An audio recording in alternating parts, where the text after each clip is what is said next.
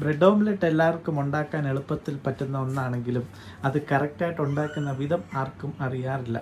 എനിക്കും അങ്ങനെ തന്നെയായിരുന്നു. ഒരുപാട് നാളുകൾക്ക് ശേഷം ഞാൻ ആദ്യമായിട്ട് യൂട്യൂബ് നോക്കി ബ്രെഡ് ഓംലെറ്റ് ഉണ്ടാക്കിയപ്പോഴാണ് സത്യമായിട്ടും അത് കറക്റ്റായത്. അതുകൊണ്ടാണ് ഞാൻ ഈ വീഡിയോ ഇവിടെ അപ്ലോഡ് ചെയ്യുന്നത്. എൻ്റെ ചെറിയ ഒരു ഓംലെറ്റ് പരീക്ഷണമാണിത്.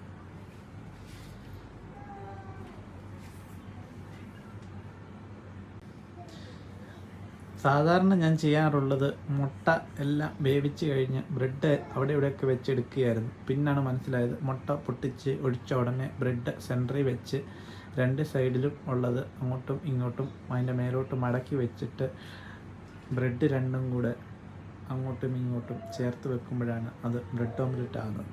എന്നാലും ഈ വീഡിയോ നിങ്ങൾക്ക് ഇഷ്ടമായെങ്കിൽ ചാനൽ സബ്സ്ക്രൈബ് ചെയ്യുക, ഷെയർ ചെയ്യുക. Thank you.